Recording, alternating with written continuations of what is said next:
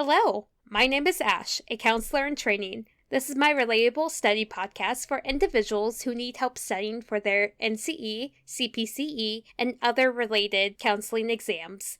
I'm going to go through many questions from multiple resources and make the answers relatable to both you and me. So get your listening ears on and let's get studying. What is validation? Validation often requires the counselor to use the word I when talking with clients. It evaluates one's own observations and thoughts against another person's and often requires feedback in the form of confirmation. For example, your feelings are valid. I can see that you are having a really tough time at the moment. You think the world is unfair and you would like to change things, so on and so forth. Blank is like looking in a mirror but think you are looking out a window. A. Repression. B. Sour grapes realization. C. Projection. D. Denial. The answer is A. Projection is like looking in a mirror, but thinking you are looking out a window. For example, you may be standing in your room listening to music, but projecting yourself onto a stage, singing the song and dancing along to it. That would be projection.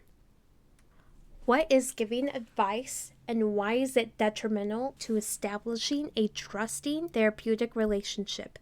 Giving advice includes telling the client what they should do in any particular situation. Oftentimes, this does not allow the client to develop their own ability to solve their own problems and may not always get the right answer. And it diminishes the therapeutic relationship because most people are not looking for advice. They want to be heard and listened to.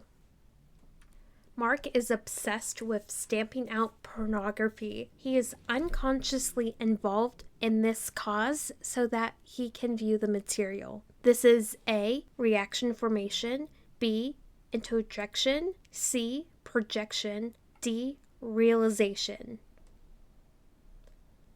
The answer is A. This is reaction formation. Reaction formation is a defense mechanism when a person unconsciously replaces an unacceptable impulse with its opposite. So Mark is stamping out all pornography, but he's doing this so he can view the material. That would be a good example of reaction formation.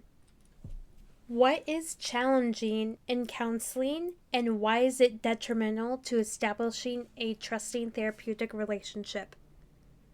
Challenging often occurs when the client's thoughts are disputed by the counselor. The communication only serves to lower the client's self-esteem and creates an environment of distrust between the counselor and the client. Challenging should not typically be done within the first 2 to 4 sessions, and you should know as the clinician or counselor when to challenge. When is it appropriate to challenge your client?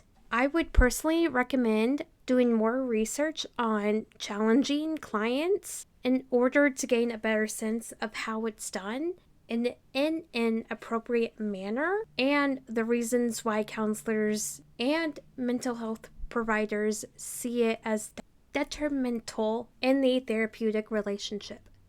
That is all 5 questions. Thank you for listening. Keep calm and study on.